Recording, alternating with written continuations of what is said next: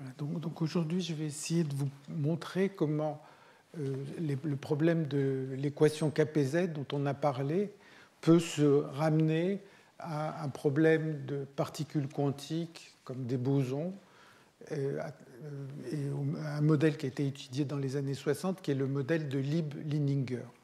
Alors, je vais partir de la version de l'équation KPZ qui correspond au polymère dirigé. Et je vais commencer par vous dire des choses assez simples sur la façon dont on moyenne les propriétés de systèmes aléatoires. Donc, je vais commencer par parler de moyenne recuite. Alors, je vous rappelle le problème de polymère dirigé. Je le dessine de cette manière. On a des chemins qui sont dirigés vers le bas. Voilà un tel chemin. Et ces chemins se trouvent, voilà un chemin W, et ces chemins se trouvent sur un réseau aléatoire. Et on imagine que chacun des sites du réseau aléatoire est un nombre aléatoire. Donc on a une énergie sur chaque site de ce réseau. Et par définition du modèle des polymères dirigés, on n'a que l'énergie du chemin, c'est simplement la somme des énergies des sites qui sont visités par le chemin.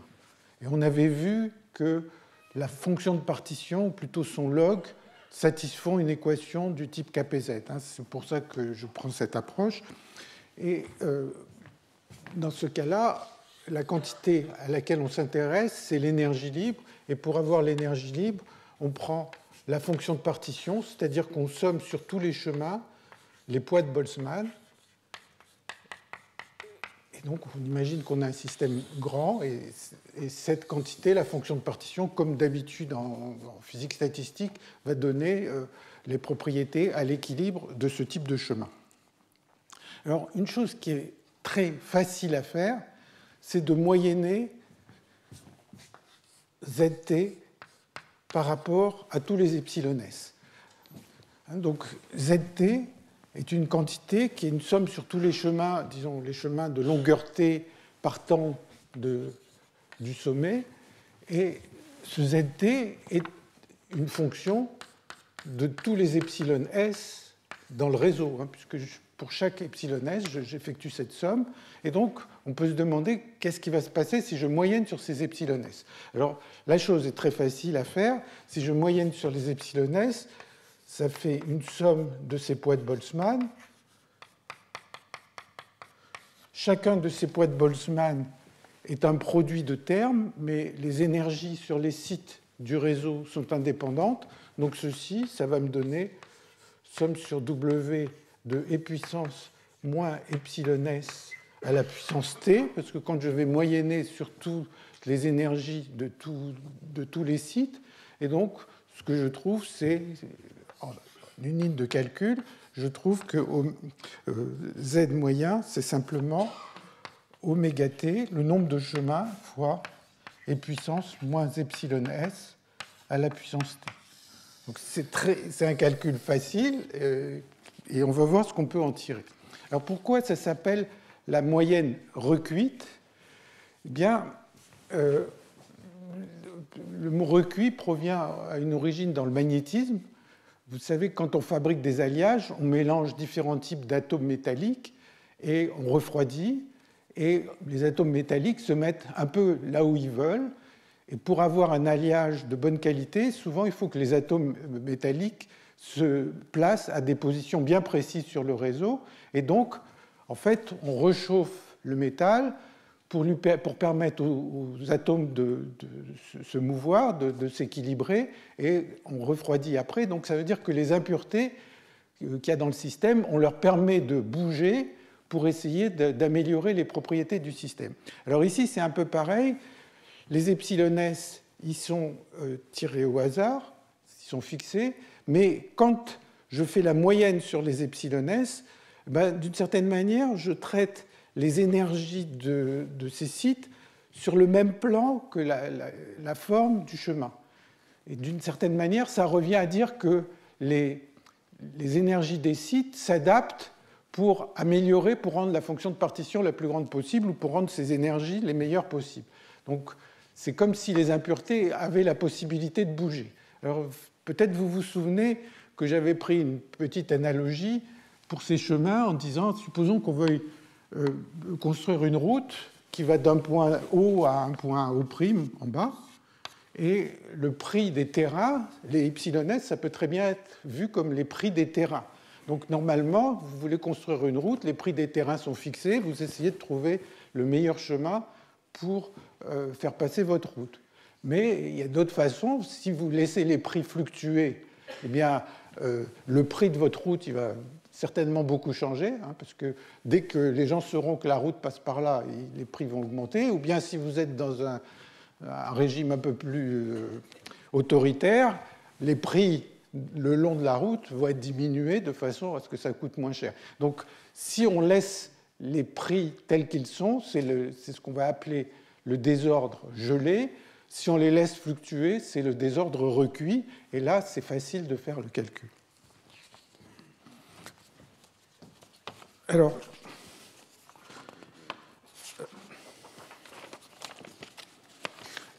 c'est facile, mais comme on l'a vu, le lien avec les problèmes de croissance et avec l'équation KPZ, c'est que dans l'équation KPZ ou dans les problèmes de croissance, on s'intéresse à une hauteur, et que cette hauteur, c'est essentiellement, on a vu que ça obéissait à une équation du même genre que log ZT. En fait, il y a cette transformation de Kohl-Hopf qu'on avait vue qui permet de passer d'un problème à l'autre. Et donc, ce qui nous intéresse, quand on s'intéresse aux problèmes de croissance, c'est plutôt à calculer la hauteur moyenne, les fluctuations de la hauteur,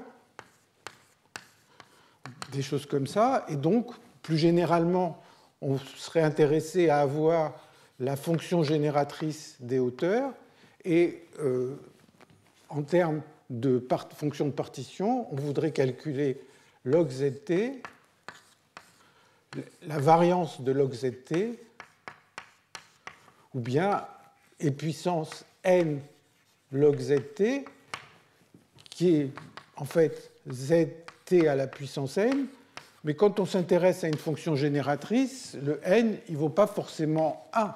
Il peut valoir 0,5, 0,1, des valeurs non entières. Et donc, tout à l'heure, on va voir que ça peut s'interpréter comme avoir un certain nombre de répliques et dont le nombre n'est pas forcément un nombre entier. Alors, malgré tout, la connaissance de la moyenne recuite qui est là permet de dire des choses à propos du problème réel qu'on essaye de comprendre, c'est-à-dire la moyenne gelée qui est ici. Ceci, c'est la moyenne gelée. Donc ça va permettre de dire un certain nombre de choses. Et la première chose que l'on peut obtenir, c'est la chose suivante. C'est une inégalité qui est facile à comprendre. C'est que l'énergie libre de la moyenne gelée est bornée, donc ça c'est la moyenne gelée, est bornée par l'énergie libre de la moyenne recuite. Donc ça, c'est quelque chose qui n'est pas particulier à ce problème-là, qui est tout à fait général. Et la raison en est simple, c'est juste une propriété mathématique qui provient de la concavité du logarithme, de la fonction logarithme. Donc ça pourrait être s'il y avait une autre fonction concave, ça resterait également vrai. Alors pour le voir, bien, c'est quelque chose de tout à fait élémentaire. C'est la chose suivante. Vous prenez le log de z. Bon, voilà la forme du log de z. Supposons que z fluctue. Hein, on a vu que z dépend de l'échantillon que l'on regarde, donc il va prendre différentes valeurs. La valeur, supposons par exemple qu'il prenne deux valeurs possibles, Z1 ou Z2, mais pour en prendre plus, la valeur moyenne de Z va être quelque chose comme ça. Par exemple, si c'était de manière équiprobable Z1 et Z2, je trace ces points-là, et cette valeur ici, ça va être la valeur moyenne de log de z, et la valeur qui est au-dessus, ça va être le log de la valeur moyenne de z. Donc, dès que la fonction est concave, le point qui est sur la corde est en dessous du point sur la courbe, et ça donne cette inégalité. Et vous allez voir que cette inégalité, elle n'est pas totalement inutile. Dans certains cas, elle va permettre de dire des choses intéressantes. La deuxième chose, qui est un aspect un petit peu mathématique, c'est de se poser la question, est-ce que toutes ces quantités-là ont une limite thermodynamique? C'est-à-dire, quand t devient grand, est-ce que je vais avoir une énergie libre par unité de longueur? Et donc, le deuxième point que je vais mentionner,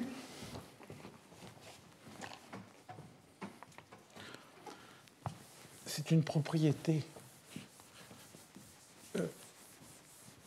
Enfin, c'est un résultat qui utilise des méthodes mathématiques relativement standards, qui s'appelle la sur- ou la sous-additivité. Donc, je vais dire ce que c'est, la suradditivité.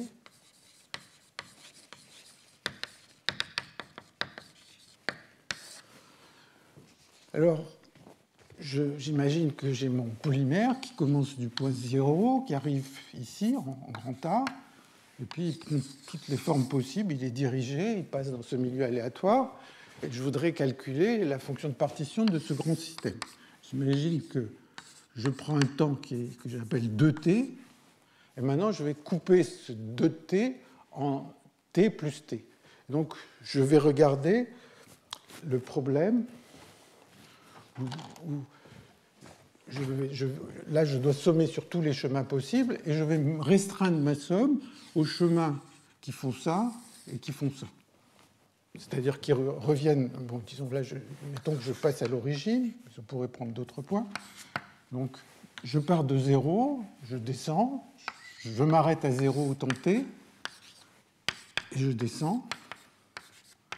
Bon, manifestement, la somme sur tous les chemins à gauche est plus grande que la somme de tous les chemins à droite, puisque les chemins à droite, ils sont contraints à passer à 0.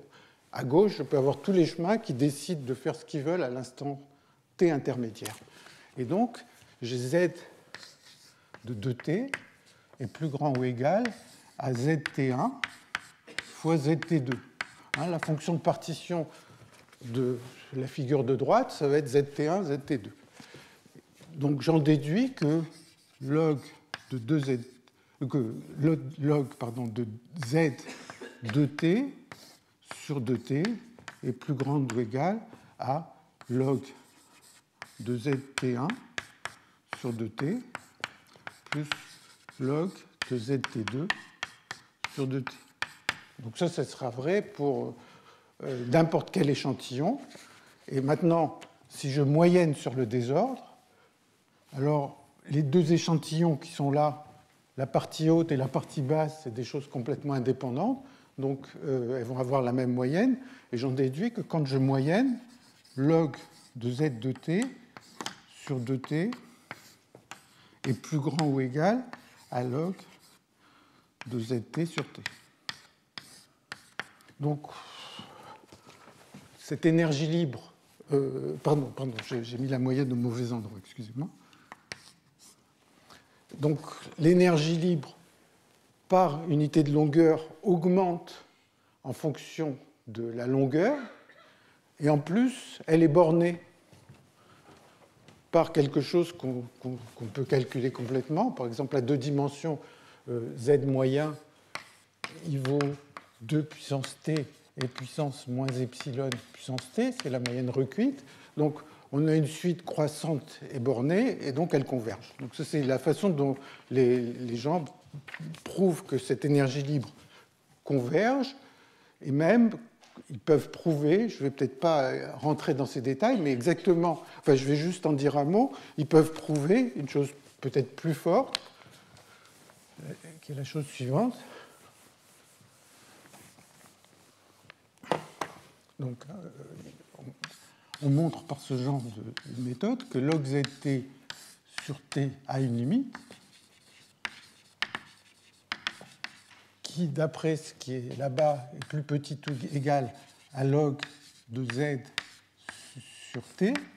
Hein, donc la moyenne gelée, l'énergie libre gelée est plus petite que l'énergie libre recuite. Enfin, bon, l'énergie libre, les gens mettent un moins t en face. Enfin, j'appelle ça l'énergie libre, si vous voulez. Donc, on arrive à ça, mais ce qu'on peut montrer de manière même plus précise, c'est que, en fait, log t zt sur t, eh bien, c'est égal à valeur moyenne de log zt sur t. Donc, ça veut dire que pour n'importe quel échantillon, quand je dis c'est égal, ça veut dire c'est égal avec probabilité 1 ou avec une probabilité aussi proche de 1 que l'on veut. Et la raison en est très simple, c'est là, j'ai pris un système de longueur 2t, je l'ai décomposé en deux systèmes. Mais supposons que je prenne un système de longueur 2 puissance nt, donc avec beaucoup de morceaux.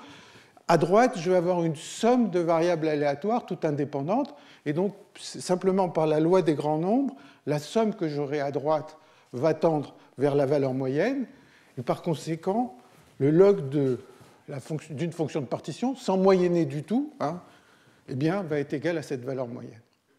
Donc ça veut dire que quand je calcule la moyenne gelée, j'ai la valeur typique de l'énergie libre. Je prends n'importe quel échantillon, s'il est assez grand, eh bien, son énergie libre, sans rien moyenner, va être la même que l'énergie libre gelée. Donc c'est ça le résultat intéressant. Donc, donc on a vu qu'il y a une certaine moyenne de l'énergie libre, bon, quand t devient grand, qu'elle est bornée par l'énergie libre recuite. Et maintenant, il y a deux situations que je vais essayer de discuter. Il y a la première qui considère qu'on est en couplage faible. Donc, il y a deux situations. Quand bêta varie, bêta qui est l'inverse de la température, varie, bien, il y a une situation de couplage faible.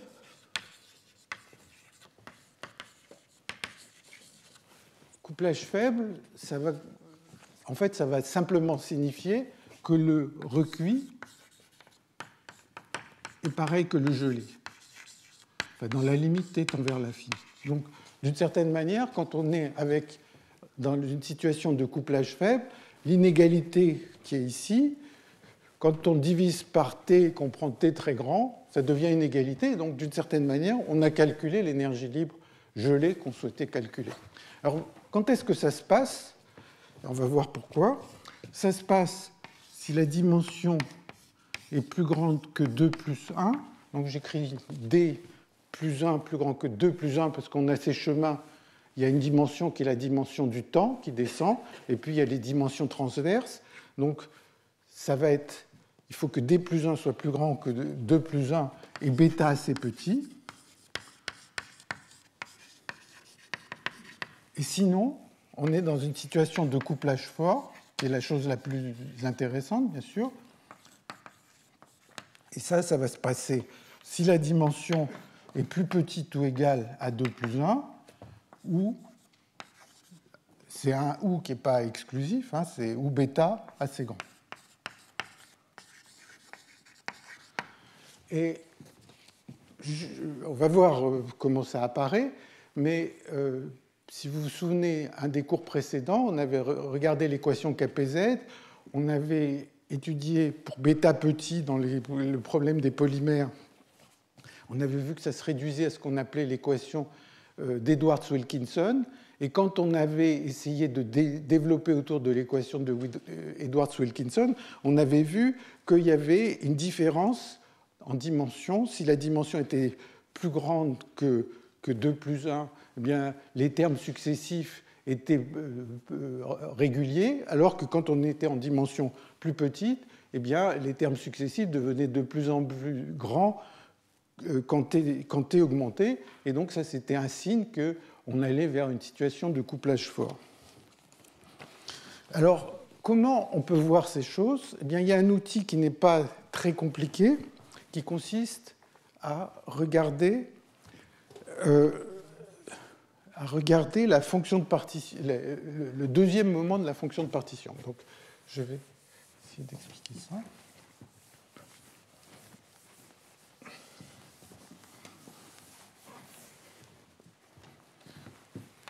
J'ai mon réseau, bon, et puis j'ai un chemin sur ce réseau, et ZT, c'est la somme sur tous les chemins de E puissance moins bêta EW.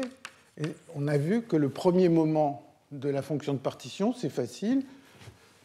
Z moyen T, c'est égal à oméga T, le nombre de chemins. Par exemple, bon, ici, ça va être D plus 1 à la puissance T, par exemple, et puissance moins epsilon S à la puissance T. Donc, si je donne la distribution des epsilon S, l'affaire est finie. Alors maintenant, bon, souvent, quand on s'intéresse à des choses qui peuvent fluctuer, puisque ce ZT peut fluctuer, on peut se poser la question, qu'est-ce que vaudrait ZT carré? Alors ZT carré, eh bien, c'est la somme.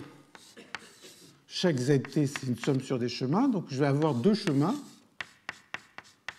et puis il va y avoir E puissance moins bêta E, l'énergie du premier chemin, moins bêta E, l'énergie du second chemin.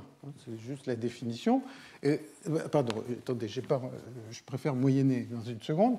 Donc, voilà ce que c'est que la fonction de partition au carré. Et à ce stade-là, les deux chemins, ils n'interagissent pas du tout. La probabilité du premier chemin et la probabilité d'avoir une paire W1, W2, ça va être juste le produit de ces poids de Boltzmann divisé par Z carré. Donc en fait, les chemins à ce stade-là n'interagissent pas. Et alors ce qui se passe, c'est que quand on moyenne sur le désordre, eh bien, on va se retrouver avec des chemins qui interagissent. Et le résultat va être le suivant. Je l'écris et je vais essayer de le commenter dans une seconde. Donc maintenant, j'imagine que j'ai deux chemins, un W1, W2, qui se croisent comme ça. Et le résultat est le suivant.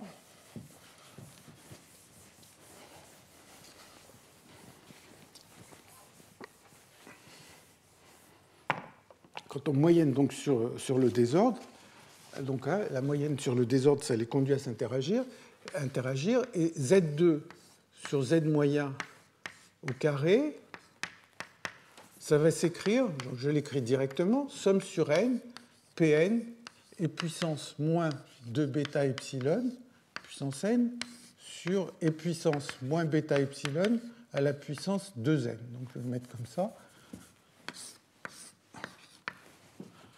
Et n, c'est le nombre de fois que les chemins se seront croisés. Donc si les chemins ne se croisent pas du tout, ben, quand je vais moyenner, chacun visite des sites différents. Quand je moyenne sur les puissances moins bêta epsilon, eh bien, ça donne le produit des moyennes s'ils sont indépendants.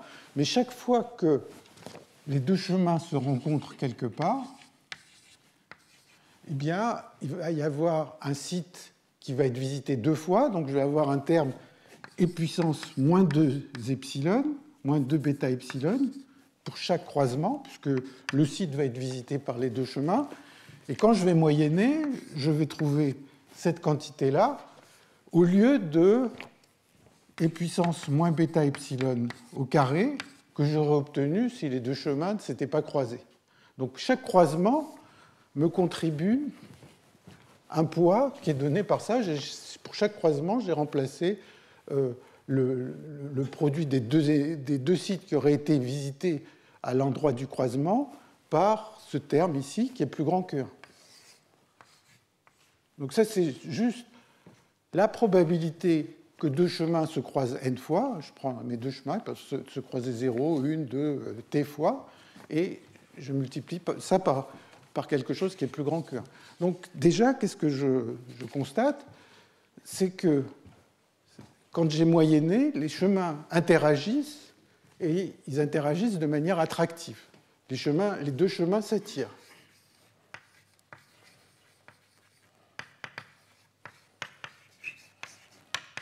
C'est juste l'effet de ce Moyen-Âge. Hein, avant le Moyen-Âge,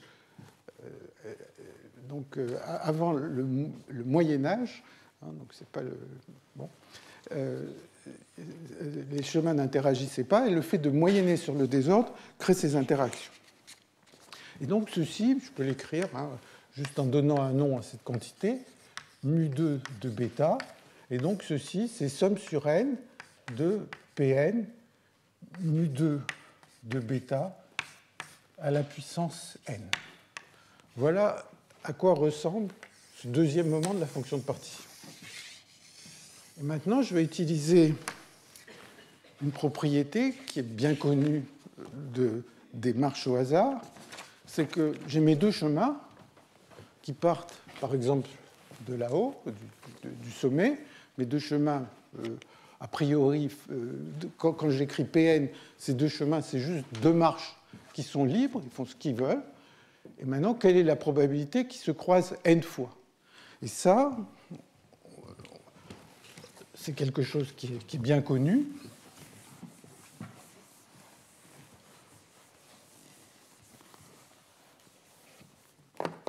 Donc, Pn, probabilité que deux chemins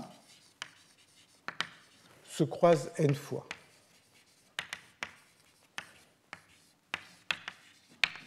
Alors bon, si vous avez deux chemins qui ont un temps t, il y aura des formules qui sont relativement faciles à écrire pour ces probabilités. Mais maintenant, je voudrais m'intéresser à ce qui se passe quand le temps devient très long. Et quand le temps devient très long, eh bien, il y a une situation qui correspond à d plus 1 plus grand que 2 plus 1.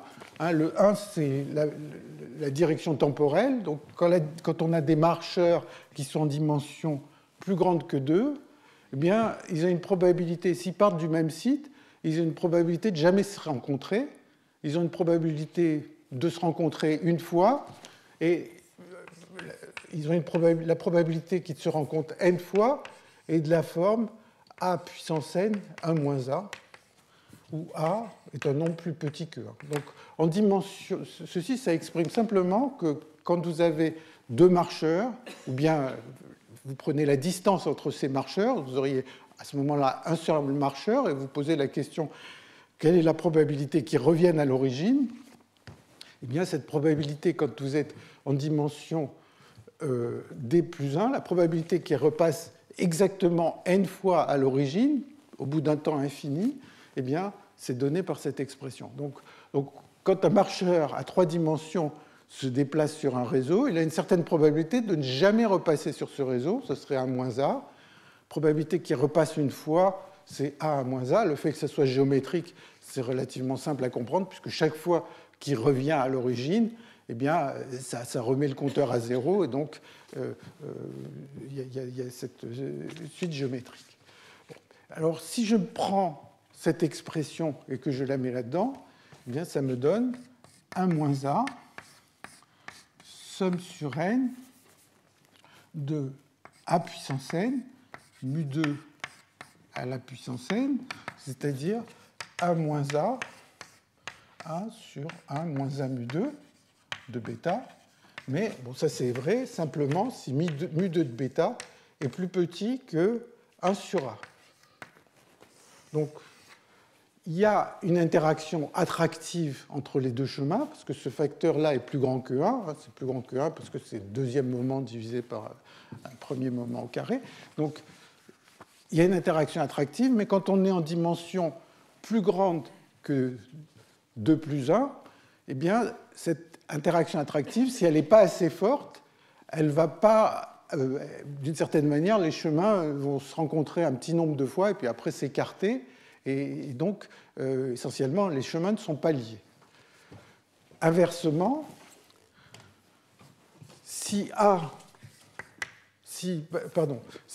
donc ça, c'est les chemins non liés. Bon, je vais le dire avec des mots.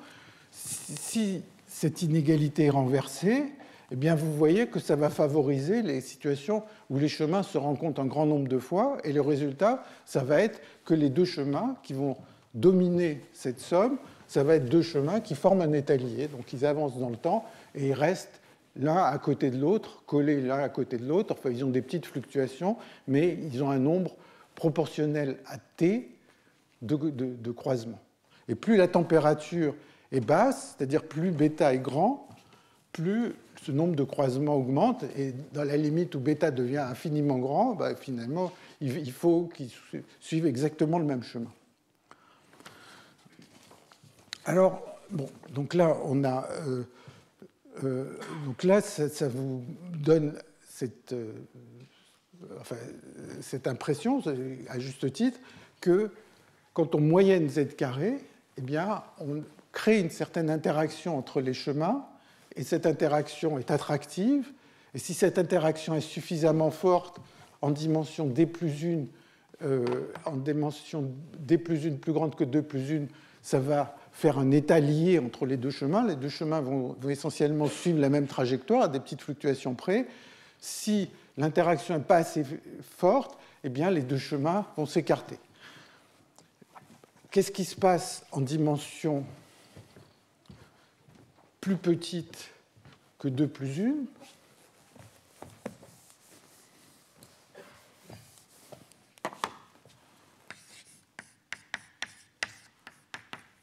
Dans ce cas-là, c'est aussi un résultat bien connu. Si vous prenez deux marcheurs sur un réseau en dimension 2 plus 1, ils vont se rencontrer en dimension plus petite ou égale, d'ailleurs je pourrais mettre plus petit ou égal, en dimension plus petite ou égale à 2, si vous prenez deux marcheurs, ils vont se rencontrer une infinité de fois, sans même être attirés l'un par l'autre. C'est juste qu'il y a cet aspect récurrent des marches aléatoires en dimension A et 2. Un marcheur aléatoire qui part de l'origine repasse un nombre infini de fois par l'origine, si j'attends assez longtemps. En dimension 2, c'est pareil. En dimension 3, comme on l'a dit, cette probabilité est finie et plus petite. Et à peu près, par exemple, en dimension 3, le A, il vaut à peu près 0,5. Enfin, je mettrai peut-être la valeur précise. Donc, conclusion de ce que je viens de dire, deux choses. ZT est facile à calculer. Et dans la situation de couplage faible, c'est-à-dire, encore une fois, si la dimension est plus grande que 2 plus 1 et que bêta est plus petit que relativement petit, qu'on est à suffisamment haute température, eh bien, Z2 sur Z moyen carré à une limite est fini, quand t tend vers l'infini. C'est-à-dire, cette somme, elle se somme, et c'est un nombre qui ne dépend pas du temps, etc., qui ne va pas croître avec le temps. Alors, qu'en conclure? On a calculé Z, Z2, mais qu'en conclure pour ce qui nous intéresse, c'est-à-dire la moyenne gelée?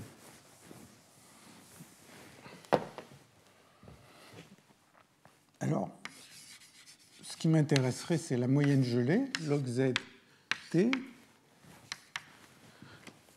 Qu'en conclure? Eh bien, en fait, on peut, dans le cas où cette inégalité est vraie, c'est-à-dire dans le cas où le deuxième moment divisé par le carré du premier moment est un nombre qui ne croît pas avec le temps, hein, qui est borné, eh bien, on peut montrer que dans le régime de couplage faible,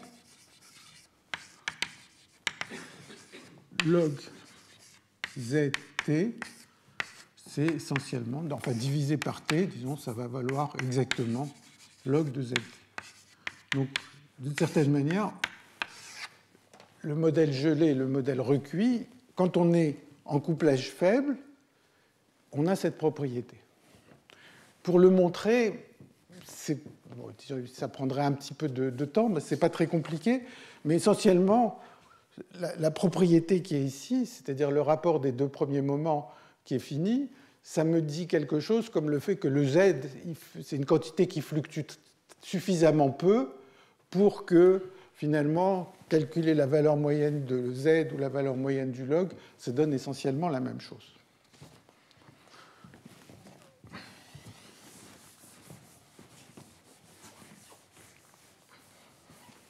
Alors, quand on est dans ce couplage faible, donc, il va y avoir une certaine température, mu, telle que mu2 de bêta est égal à 1 sur A. Donc ça va me donner une température bêta 2, ou une température inverse bêta 2, qui est le moment où la série que j'ai écrite tout à l'heure, qui était somme sur n des Pn mu2 à la puissance n, c'est le moment où ça commence à diverger. Donc quand bêta est plus petit que bêta 2, on est dans ce régime de couplage faible. Donc si bêta est plus petit que bêta 2, eh bien la série converge, donc on a ce rapport des moments et on peut calculer l'énergie libre. Qu'est-ce qu'on peut dire si bêta est plus grand que bêta 2 ? Ben, a priori, on a calculé le deuxième moment, mais a priori, on ne peut rien dire.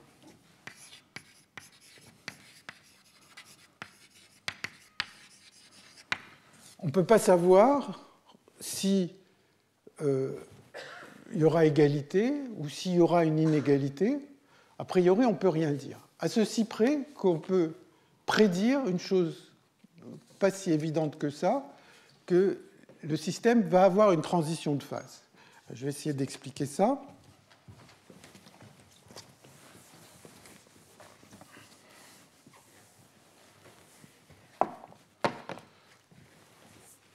Pour bêta plus grand que bêta 2, alors il y a forcément une transition de phase.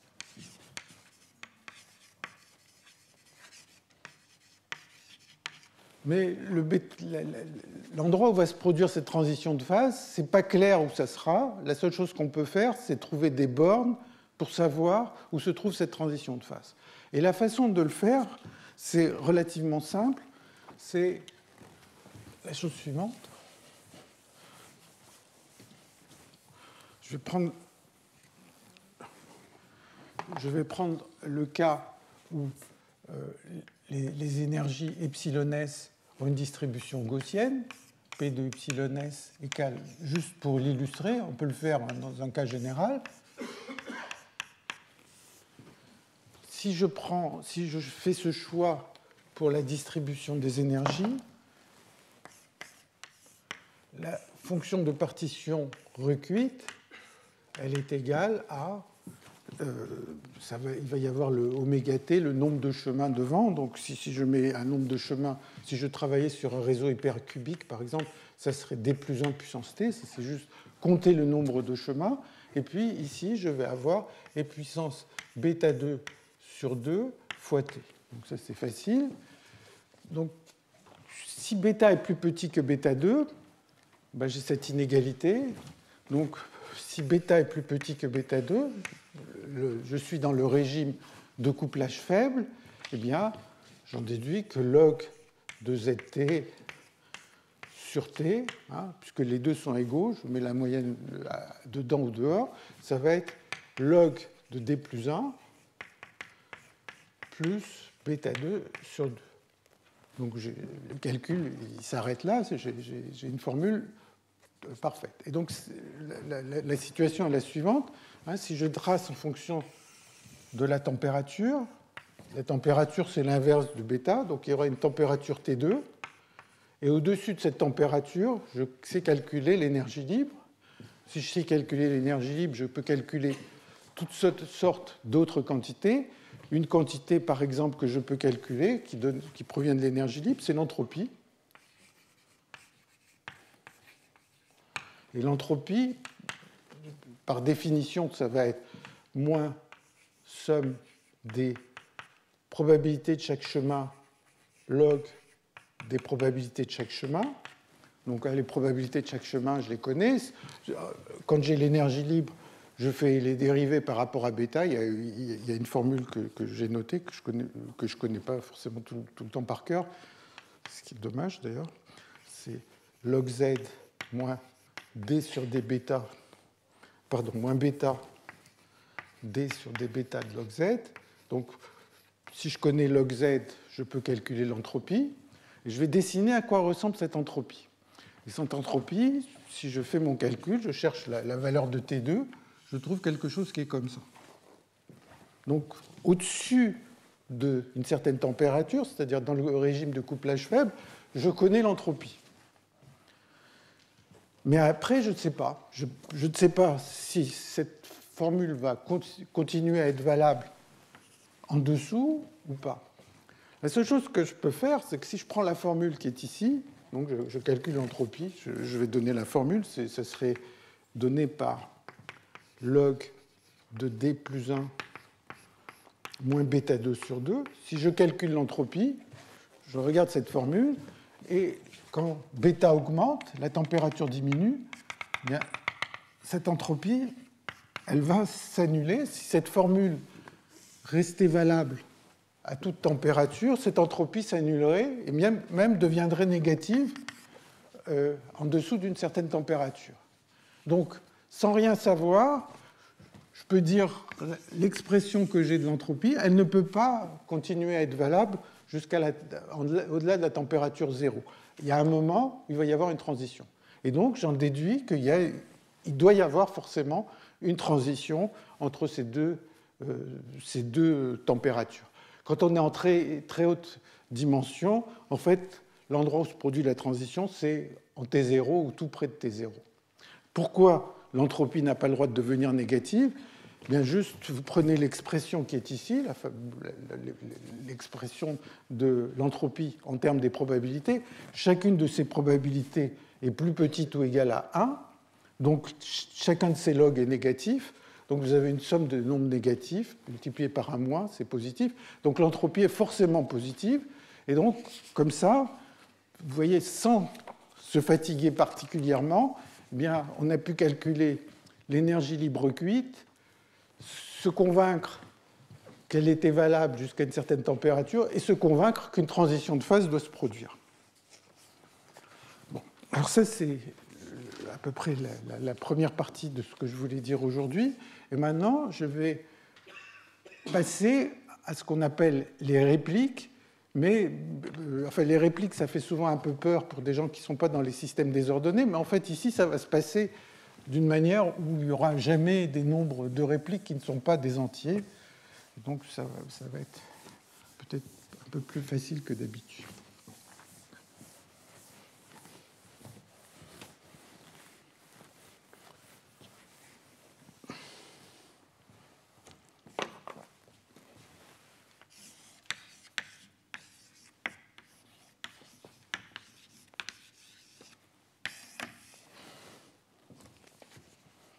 Je reviens encore une fois sur le lien entre KPZ et les polymères dirigés.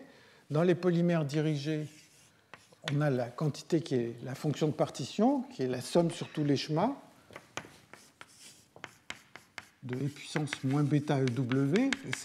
Encore une fois, cette quantité est aléatoire puisqu'elle dépend du désordre qu'on a mis sur le réseau, des epsilon s qu'on a mis partout. Mais en fait, quand on s'intéresse au problème de croissance, en fait, l'analogie, ou le lien, c'est entre log zt et ht. Et quand on s'intéresse aux fluctuations de hauteur dans les problèmes comme Eden, ou l'équation KPZ, ou tous ces modèles qu'on a vus auparavant, eh bien, on voudrait connaître la distribution de cette hauteur. Et souvent, quand on s'intéresse à la distribution des hauteurs, une quantité qui permet d'y accéder, c'est la fonction génératrice. Essentiellement, quand on connaît la fonction génératrice, à part des cas très pathologiques, si vous voulez, on peut calculer, en déduire la distribution des hauteurs. Et donc, a priori, ça revient à se demander, est-ce que je peux calculer zt à la puissance n, mais où n est quelconque? C'est-à-dire, n n'est pas forcément un entier, peut être positif, peut être négatif. Et donc, on peut se demander, est-ce qu'on peut calculer cette quantité de manière pour n quelconque, ce qui me donnera accès à la distribution de P de H. Ce qu'on vient de voir, c'est que Z moyen, c'est très facile. Z carré, on y arrive.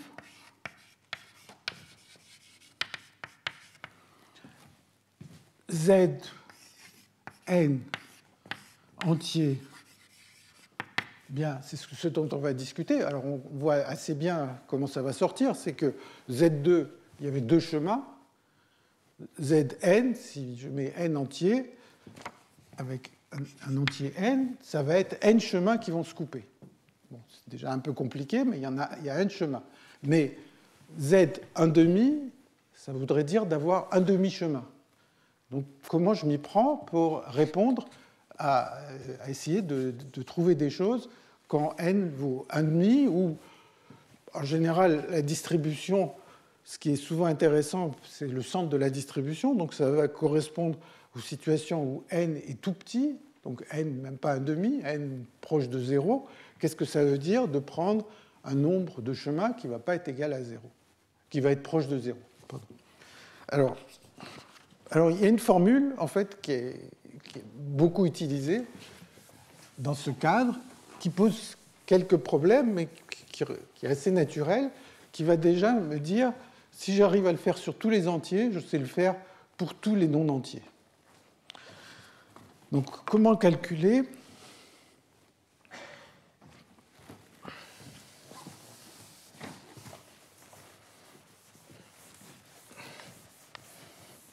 Comment calculer z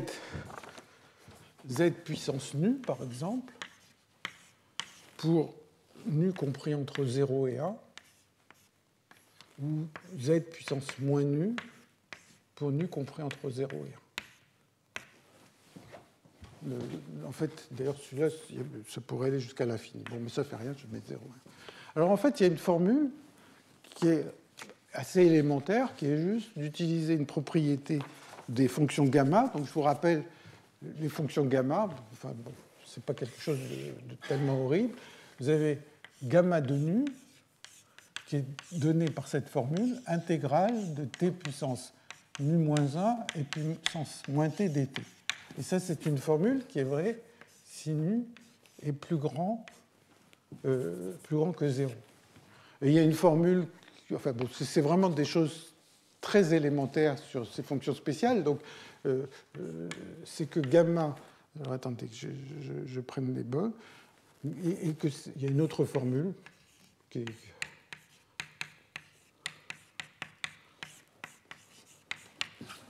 nu compris entre moins 1 et 0. Le gamma, c'est ce qui généralise les nombres factoriels pour les valeurs non entières. Donc voilà deux formules. Si on voulait aller à d'autres nus, on rajouterait des petites choses ici. Bon. Et maintenant, comment je m'y prends pour calculer les moments non entiers de la fonction de partition ? Eh bien, je vais écrire la chose suivante. Je vais écrire que z puissance moins nu, c'est égal à 1 sur gamma de nu, intégrale de 0 à l'infini, de t, nu moins 1 et puissance moins tz dt. Donc ça, si vous prenez la formule qui est là-haut, vous multipliez les deux membres par z puissance nu, et ça sort tout seul. C'est juste un changement de variable totalement élémentaire qui permet de trouver z puissance moins nu. Ça, c'est vrai quand z est un nombre quelconque. Et donc, si je moyenne, j'obtiens une relation qui me permet de calculer. Donc ça va être valable pour nu, n'importe quel nu positif. Pour n'importe quel nu positif. Et vous voyez que ici, j'ai des moments non entiers. Et là, j'ai une espèce de fonction génératrice, mais cette fonction génératrice, eh bien, si je développe l'exponentielle, il n'y a que des moments entiers qui sortent. Et donc ça, c'est vraiment un des outils qui a été beaucoup utilisé ces dernières années, en particulier pour retrouver la distribution de Tracy-Widom. C'est de développer cette exponentielle, de calculer les choses pour tous les moments entiers et d'en déduire toute la distribution de z ou de la hauteur. De la même façon, hein, si je prends nu compris entre 0 et 1,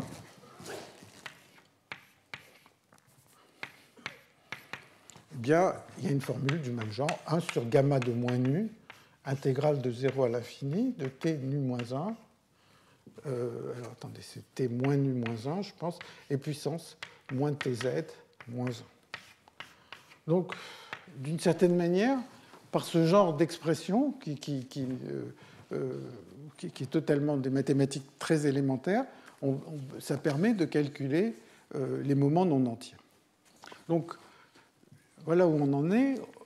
On se dit, on voudrait avoir la distribution de z entièrement.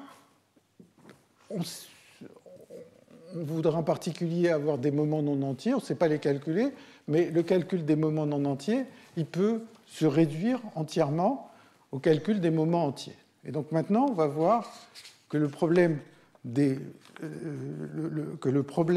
calcul des moments entiers, en fait, il va se ramener à un problème qui est assez ancien, qui a été étudié dans les années 60, qui est le modèle de Lieb et Lininger. Donc je vais essayer de vous montrer ça.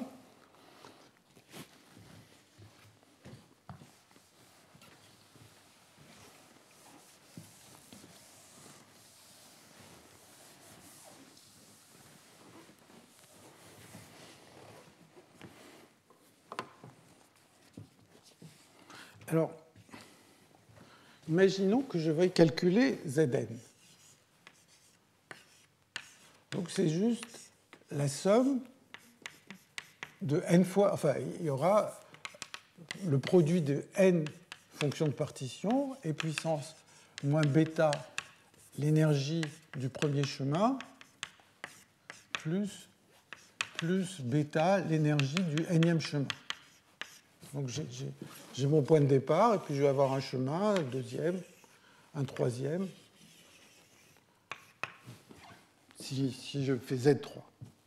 Alors maintenant, si je prends tous ces chemins, il y a des endroits où ils ne se croisent pas, il y a des endroits où les trois se trouvent au même endroit, et puis il y a des endroits où il y a une paire qui se croise, et ainsi de suite. Alors, en fait, quand on moyenne sur le désordre, donc avant la moyenne, il ne se voit pas, ici c'est des marches indépendantes. Après moyenne, ceci va valoir la chose suivante. Alors, je factorise ce qui se passe quand ils ne se croisent pas. Donc, s'ils ne se croisaient pas, chacun aurait un facteur et puissance moins bêta epsilon moyenne pour chaque site. Donc, en fait, j'aurais ce facteur. Ça serait le résultat s'ils ne se croisent pas. Mais s'ils se croisent, il y a oméga 1, enfin, somme sur le nème chemin. Et puis ici, je vais appeler mu2 de bêta, puissance m2,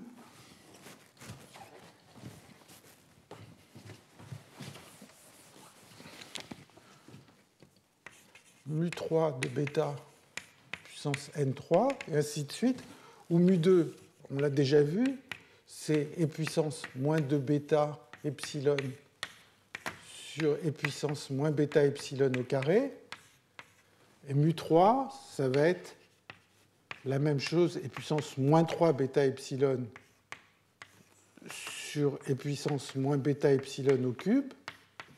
Hein, et ici, les nombres M2, M3, etc., c'est le nombre de croisements de ces n chemins. Donc je prends mes n chemins qui partent, prenons-en 3, je prends 3 chemins qui partent du sommet. Chaque fois que je les dessine, il y a un nombre de points où il y a eu des croisements doubles. et puis il y a eu des croisements triples, et il y aurait peut-être des croisements quadruples, et ainsi de suite. Et donc voilà la fonction de partition. Donc ce n'est pas totalement évident de sommer sur tous ces chemins, mais c'est ça le résultat. Alors, il y a une petite simplification qui se produit, qui est la chose suivante. C'est que si on prend un désordre qui est gaussien, bien finalement, il suffit de compter le nombre de croisements des chemins.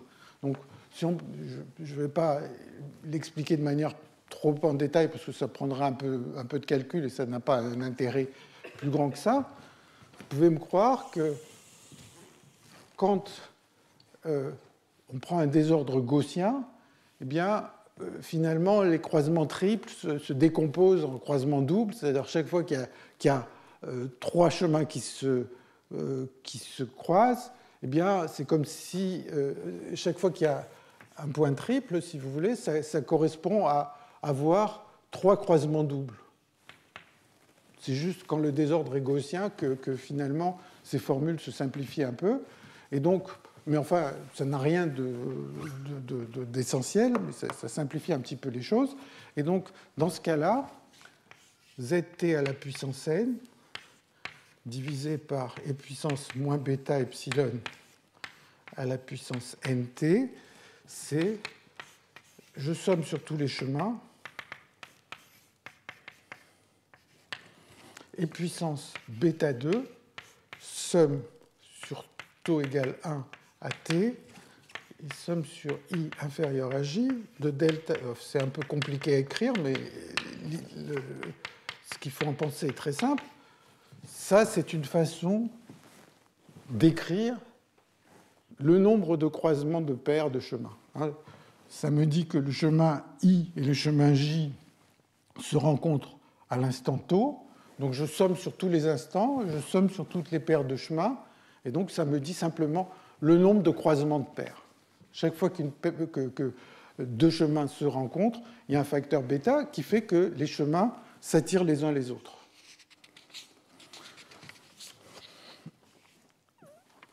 Donc, alors, je regarde l'heure.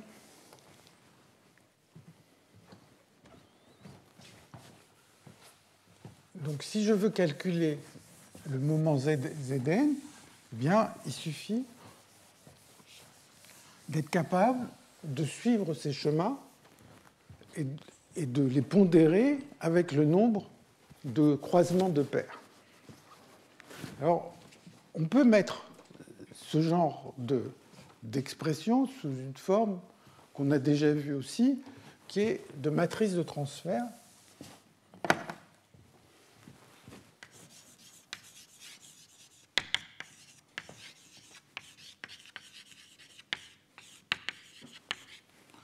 Alors, imaginons que j'ai mes chemins. Bon, là, je les ai pris qui partent tous ces chemins partent du sommet. Et puis maintenant, à l'instant t, le premier chemin va se trouver en x1, le deuxième en x2, le troisième en x3. Et donc, au lieu de me dire je veux juste la fonction de partition puissance n sans rien dire de plus, je peux me poser la question quel est le produit, quelle est la valeur moyenne de produit de zt de x1, zt de x2, zt de xn, d'essayer de moyenner ça. Donc, ça veut dire que je veux spécifier où arrivent mes chemins. Si je veux la fonction de partition dont je parlais jusqu'à présent, il suffirait de prendre tous les xi égaux et ça me donnerait des chemins qui arrivent tous au même endroit. Mais si j'essaye si je souhaite regarder cette chose-là, eh bien, on va pouvoir écrire une récurrence. Essentiellement, les chemins qui étaient en x1, à l'instant d'après, ils peuvent être tout près de x1. Si j'étais sur le réseau, si je suis en x1, à l'instant d'après, je peux être en x1 moins 1 ou en x1 plus 1. Chacun de ces chemins s'est déplacé. Et puis, quand je vais de l'instant t à l'instant t plus 1, il y a le déplacement de ces points. Et puis, il y a une contribution de cette énergie, c'est-à-dire de temps en temps, il va y avoir des croisements des croisements qui vont faire que je vais récupérer une certaine énergie. Donc si j'essaye de l'écrire, eh bien, cette quantité-là, à l'instant t plus 1, ben, ça va être égal. J'écris juste une récurrence entre ce qui se passe entre un instant et l'instant suivant. Ça va donner somme. Bon, c'est un peu long à écrire, mais c'est effectivement en fait assez simple. Donc, E puissance moins bêta 2, somme sur I inférieure à J de delta de xi, xj. Et puis là, j'ai zt de x1 plus sigma 1, zt de xn plus sigma n. Donc, quand je veux être en point x1, x2, xn à l'instant t plus 1, j'étais sur un site voisin à l'instant précédent, donc x1 il était en x1 plus 1 ou en x1 moins 1, x2 pareil, et puis je récupère une certaine énergie qui est due au cas où les deux chemins se retrouvent au même endroit, donc ça fait un croisement supplémentaire et ça me donne une énergie supplémentaire. Donc voilà l'évolution de cette fonction de corrélation. Et ça, c'est la version discrète du modèle qu'on appelle le modèle de Lieb-Lininger. Donc, je passe. Donc, quand on en est là, on peut passer à une limite continue que je vais écrire. Donc, au lieu de dire qu'il y a des sauts de 1 ou de moins 1, en fait, ça va devenir un problème de diffusion. Donc, la position x1 diffuse, la position xn diffuse, et puis il y a cette contribution qui est là. Et donc, quand on passe à la limite continue, on va trouver que d sur dt de ce z, donc ce produit de nz, eh bien, ça va être donné par somme sur i d2 sur dxi carré, les termes de diffusion qui viennent de là, plus gamma, bon je l'appelle gamma, c'est bêta 2, somme sur i de delta de xi moins xj fois z, z.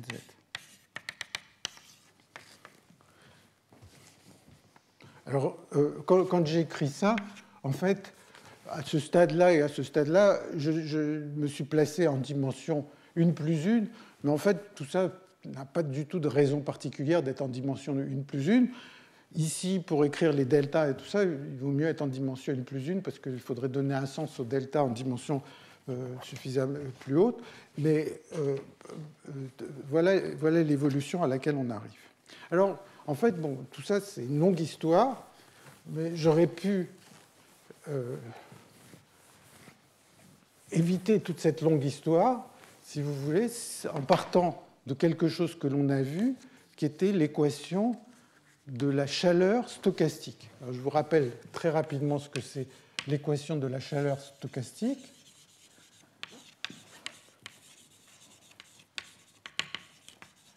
C'était d'écrire que dz sur dt égale d2z sur dx2 plus un bruit blanc gaussien fois z.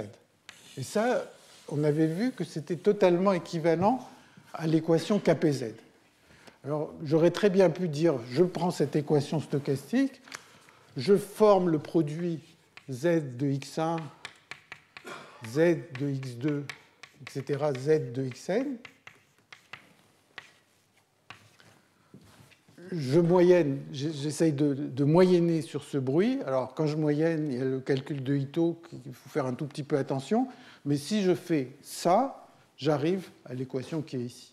C'est tout à fait semblable. Donc, on peut le faire directement sans avoir à passer par la version sur le réseau discrète, etc. Donc, maintenant, dans le dernier morceau de ce cours, je vais prendre cette formule, cette expression pour les fonctions de corrélation, et je vais la relier à un problème quantique qui est le problème de Lieb-Lininger, qui date des années 60.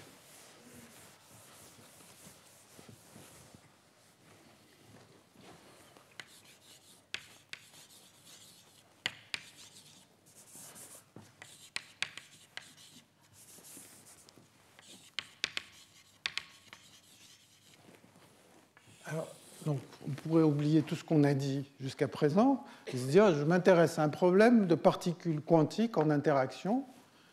Alors, typiquement, un problème de particules quantiques, mettons, je l'écris à une dimension, mais on pourrait l'écrire en toute dimension. Si j'ai des particules identiques, du point de vue quantique, j'écris leur équation de Schrödinger, ça va être leur énergie cinétique. Et puis, si elles interagissent, si elles ont des interactions de paires, eh bien, il va y avoir un V de xi moins xj.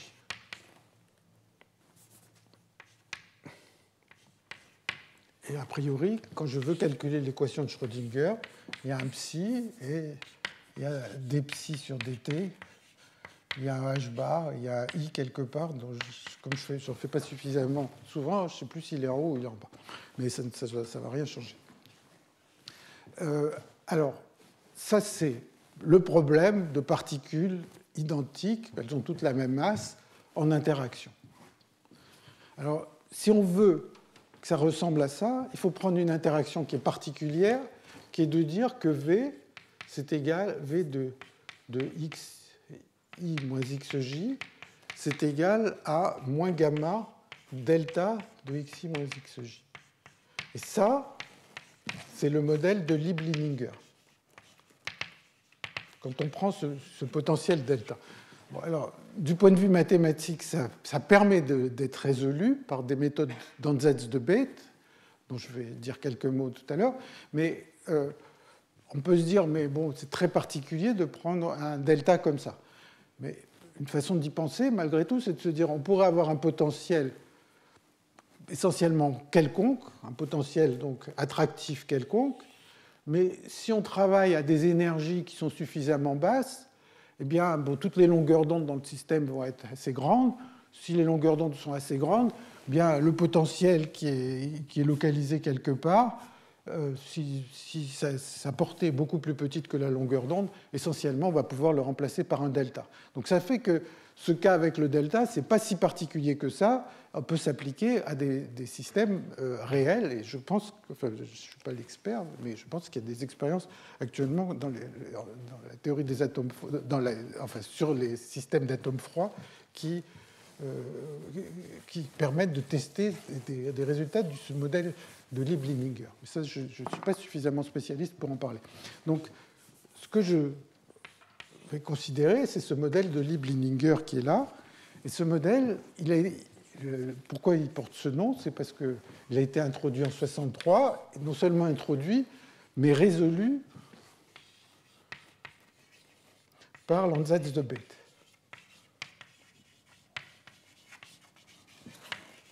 Donc, je vais dire quelques mots tout à l'heure. Et l'Ansatz de Bethe date des années 30.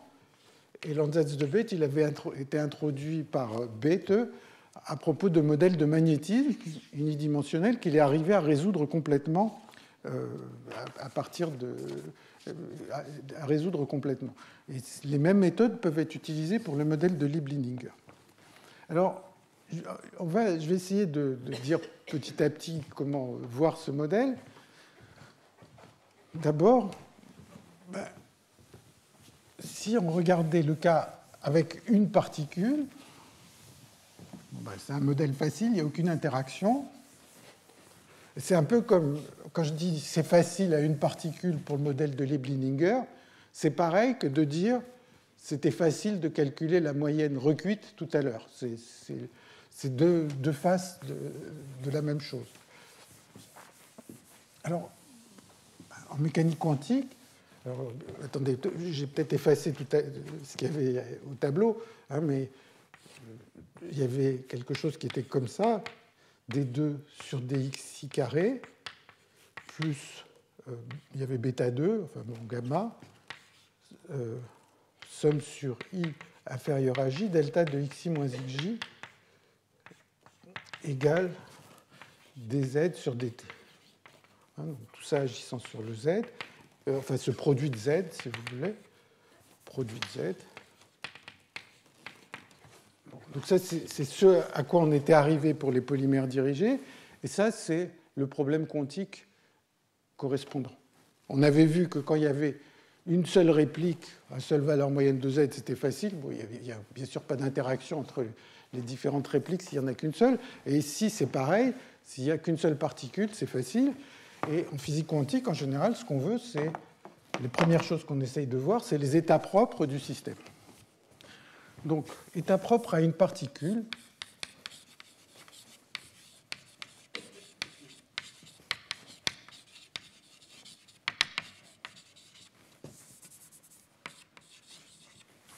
Bon, c'est un problème sans doute le plus simple de physique quantique. S'il y a une particule, l'état propre, ça va être une onde plane, et la valeur propre, elle va valoir moins Q2. Hein? Alors, vous voyez, il y a une chose, c'est que, bon, déjà, j'ai enlevé le h bar 2 sur 2m, qui est juste un facteur qui interviendrait enfin, de manière triviale, si vous voulez. Et la chose à remarquer, c'est quand même, quand on passe d'un problème à l'autre, il y a juste ce changement de signe. C'est-à-dire, ici, on avait une interaction attractive, et là, dans le problème quantique, elle est aussi restée attractive. Bon, alors, l'ansatz de Bethe, en fait, il commence des deux, ou même surtout à partir de trois particules. Donc, état à deux particules. Donc, imaginons que j'ai une première particule qui est en x1, une deuxième particule qui est en x2, et puis, typiquement, le problème qu'on peut regarder, c'est ces particules arrivent avec des moments différents. Celles de derrière avancent plus vite que celles de devant. Elles vont rentrer en collision. Et comme elles interagissent, il va se passer quelque chose lors de la collision. Il va y avoir une espèce de déphasage de la fonction d'onde. Alors on peut se demander à quoi ressemble la fonction d'onde pour le système quand il y a juste deux particules. Et la fonction d'onde, eh bien, il va y avoir une valeur propre qui va valoir moins Q1 carré, moins Q2 carré. C'est juste l'énergie cinétique des deux particules. Quand elles sont loin, il n'y a rien d'autre à l'énergie. Mais comme quand elles arrivent au même endroit, elles interagissent, eh bien, il va y avoir une espèce de déphasage. Et donc, on peut montrer que la fonction d'onde de ce système est donnée exactement par... Donc, c'est juste à jouer un peu avec le delta. Donc, une fonction d'onde va être de la forme A12 et puissance IQ1 x1 plus IQ2 x2 plus A21 et puissance IQ2 x1 plus IQ2 x2. Attendez, IQ1 x2. Donc, il y a quand on essaye de résoudre l'équation, dans la région où x1 est plus petite que x2, on se rend compte qu'elle est de cette forme. À une certaine condition, ce n'est pas n'importe quoi, les deux coefficients.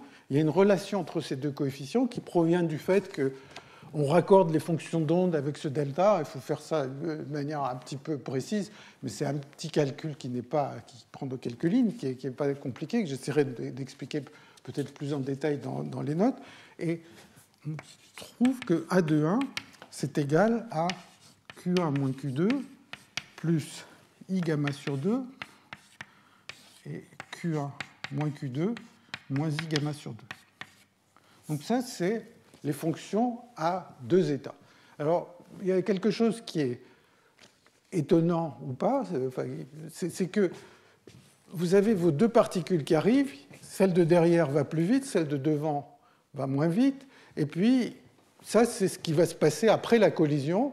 Celle de derrière va moins vite, et celle de devant va plus vite, si Q1 est plus grand que Q2. Donc, en fait, ça va me donner l'état de sortie, si vous voulez. Il y a le premier terme ici, c'est ce qui se passe avant la collision, et le deuxième terme, c'est ce qui se passe après la collision. C'est ce qui sort.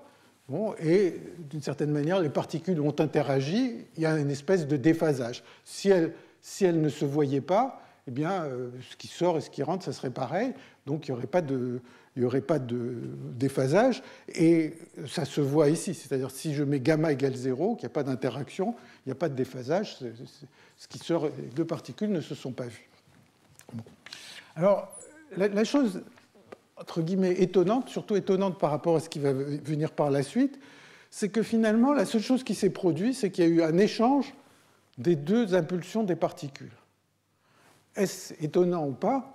Bien, c'est un système qui est invariant par translation dans le temps et dans l'espace, et par conséquent, l'énergie est conservée. L'énergie cinétique, c'est moins Q1 carré, moins Q2 carré. L'impulsion, c'est Q1 plus Q2.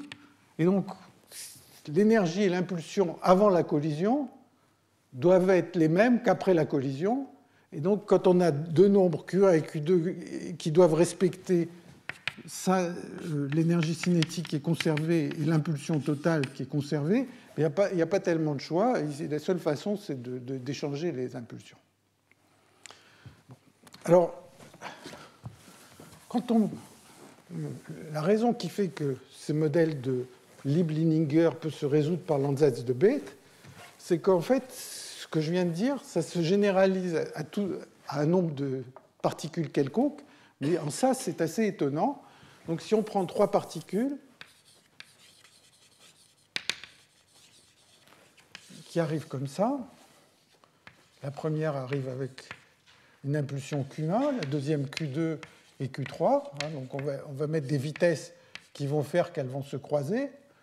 Bon, donc la première, pardon, elles sont en X1, X2, X3.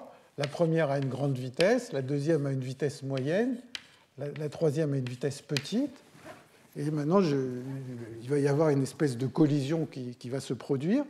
Et l'idée de Landsatz de Bethe, vraiment la propriété la plus simple de Landsatz de Bethe est cruciale, c'est que les fonctions d'onde vont être de la forme A1, 2, 3 et puissance IQ1, X1, plus IQ2, X2, plus IQ3, X3, plus toutes les permutations possibles entre les impulsions et les positions. Donc il y aura plus A21, 3 et puissance IQ1, IQ2, X1, plus Q1, X2, plus Q3, X3, et puis ainsi de suite jusqu'à A3, 2, 1 et puissance IQ3, X1, plus IQ2, X2, plus IQ1, X3.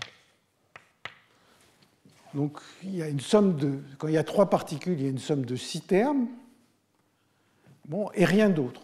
Et ça, c'est là que vraiment Landsatz de Bethe est étonnant et particulier à des modèles qui peuvent être résolus par Landsatz de Bethe, c'est que si je reprends le raisonnement qui est là, l'énergie totale doit se conserver, moins Q1 carré, moins Q2 carré, moins Q3 carré doit se conserver lors de la collision. L'impulsion totale doit se conserver, mais c'est tout. Il n'y a pas une troisième relation. Et donc, a priori, quand j'ai une collision de trois particules, eh bien, ce qui va sortir, il y aurait un paramètre libre à ma disposition. Je pourrais me dire, je prends Q3 n'importe quoi, Q2 et Q1, je les calcule par cette formule, et ça va me donner un état de sortie possible. Et les cas où Landsatz de Bethe fonctionne, c'est les cas où justement la seule chose qui s'est produite, c'est des permutations entre les impulsions. Alors, je ne sais pas si on enseigne encore beaucoup la physique nucléaire, mais moi je me souviens que dans mes études, on apprenait que c'était une caractéristique de la désintégration bêta, où dans la désintégration bêta, le produit de sortie, l'électron qui peut sortir ou le positron qui sort, il n'a pas une énergie fixée, il a une énergie qui a toute une distribution, et ça, c'est caractéristique d'un système qui a une interaction à trois, enfin, où il y a trois particules qui sont en jeu lors d'une interaction. Alors que là, il y a trois particules qui interagissent, mais il sort. Les seules choses qui se produisent, ce sont des permutations entre les impulsions. Alors Landsatz de Bethe, ce qu'il permet de faire, c'est d'essayer de déterminer tous ces coefficients précisément à partir des puissances IQ1 et IQ2. Et essentiellement, la formule, elle est là. Pardon, là j'ai oublié un truc, c'était A1, 2. Et la formule est là, c'est-à-dire si j'appelle cette quantité phi de Q1, Q2, eh bien je vais avoir A2, 1, 3 égale phi de Q1, Q2 A, 1, 2, 3, et puis A, mettons 3, 1, 2, ça va être égal à phi de Q1, Q3 A1, 3, 2, et ainsi de suite. Et donc, la connaissance juste de cette amplitude de diffusion va me déterminer tous ces coefficients. Et les gens, après, travaillent avec ces coefficients et essayent d'extraire des choses. Et je pense qu'une partie du séminaire va vous montrer au moins les conséquences de ce qu'on arrive à calculer à partir de ces choses-là. Mais c'est ça l'esprit de Landaetz de Bethe. Alors, juste pour l'illustrer, pour vous faire sentir que c'est assez particulier comme système, qui peuvent être résolus par Landaetz de Bethe, je vais reprendre déjà le cas à deux particules. Et si je prends le cas à deux particules,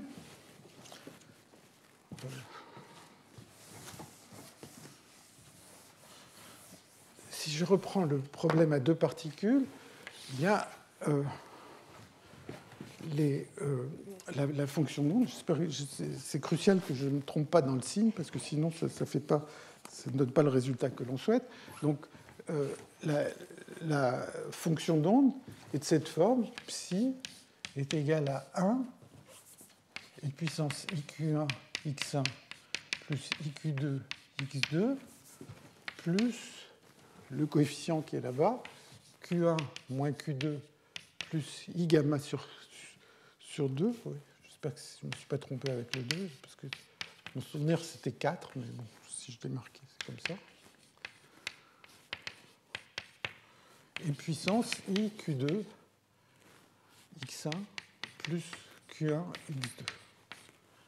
Donc ça, c'est, en ces termes, l'onde qui arrive, et ça, c'est ce qui sort, et ça, c'est le déphasage. Et cette formule, elle est valable si x1 est plus grand que x2. Alors maintenant, ce qu'on peut réaliser, c'est que on peut s'arranger pour que ceci s'annule. Bon, le seul prix à payer, c'est qu'il faut mettre des nombres Q1 et Q2 qui ne sont pas des nombres réels. Si je prends des Q1 et Q2 qui ne sont pas réels, eh bien, je peux l'annuler. Et si je prends comme choix, alors, attendez que je trouve ça quelque part, si je prends Q1 égale Q2 moins I gamma sur 2, voilà, Q2 moins I gamma sur 2, ou plus précisément Q1 égale Q moins I gamma sur 4, et Q2 égale Q plus I gamma sur 4, eh bien, ce terme-là n'est plus là, mais les Q sont devenus complexes, et ce à quoi j'aboutis, c'est que le résultat ici, c'est psi égale E puissance IQ, x1 plus x2, moins gamma sur 4, x1 moins x2 en valeur absolue. Bon. Et donc, en fait, ce que j'ai obtenu avec ce système de deux particules, c'est un état lié de deux particules. Donc, le modèle de Lieb-Leininger, il possède des états liés, il ne possède pas uniquement des états où les particules sont libres, arrivent, interagissent, sortent avec des déphasages. Il possède aussi des états liés où j'ai mes deux particules qui essentiellement restent à une distance petite parce que la fonction d'onde décroît exponentiellement avec leur distance, et ces deux particules avancent avec une impulsion de leur centre de masse qui est 2 fois l'impulsion de chacune des particules, et donc c'est un état lié. Alors, le modèle de Leininger, il a des états liés. C'est comme un petit noyau avec deux nucléons dedans. Et maintenant, le modèle de Lieb-Leininger, il possède des noyaux à 2 particules, il possède des noyaux à 3 particules, des noyaux à autant de particules qu'on veut, et chacun on peut calculer son énergie. Et tout ça, en fait, se cache dans ces déphasages qui sont tous des produits de termes comme ça. Donc ce n'est pas quelque chose d'effroyable, hein, c'est juste, on a des déphasages qui sont des produits de déphasage à 2 particules que l'on peut calculer, et de là, on peut trouver tous les états liés qui se produisent. Et une des choses qui est étonnante, enfin qui est particulière à ces modèles intégrables comme le modèle de Lieb-Lininger, c'est la chose suivante, qui est un peu surprenante quand on a fait des études de physique. C'est, je vous dis, il y a des solutions, il y a des étaliers comme ça, avec deux particules, et puis il y a des particules qui peuvent être libres, et puis il pourrait y avoir des particules, des étaliers à 3, 4, 5 particules, etc. Alors, la chose qui est surprenante, c'est imaginer que je me place dans la situation suivante, où j'ai une particule qui arrive avec une certaine impulsion ici, et puis j'ai mon noyau qui avance, ce petit noyau qui avance avec une autre impulsion là, mais qui va se faire rattraper. Donc, a priori, celle-là arrive, elle va taper sur le noyau, et en physique, on s'attend à ce que si l'énergie de la particule incidente est suffisamment forte, elle va casser le noyau.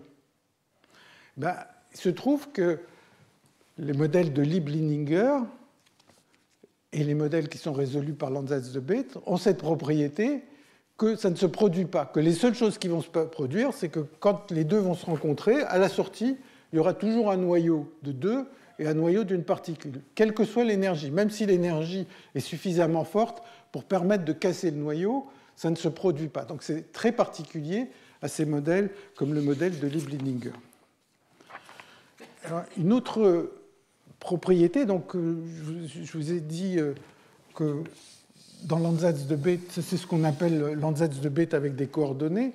La fonction d'onde est une somme sur toutes les permutations, c'est une somme sur un certain nombre de termes. Alors, en fait,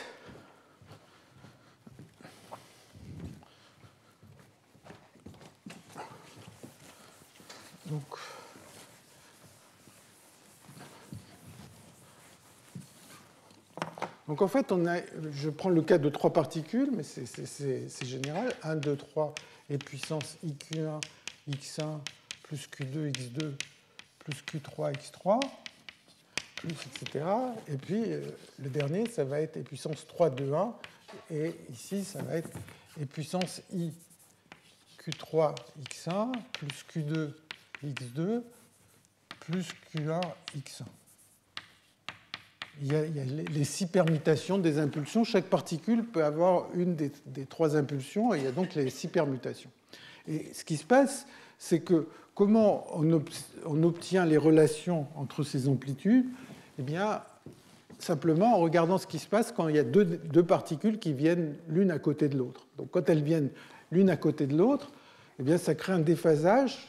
Enfin, quand on écrit juste que ça vérifie l'équation de Schrödinger en faisant un peu attention où se trouve le delta, eh bien, on se rend compte que les deux amplitudes, quand les deux particules 1 et 2, par exemple, ou les deux particules qui portent les impulsions 1 et 2 vont s'échanger, eh bien, ça donne ce déphasage.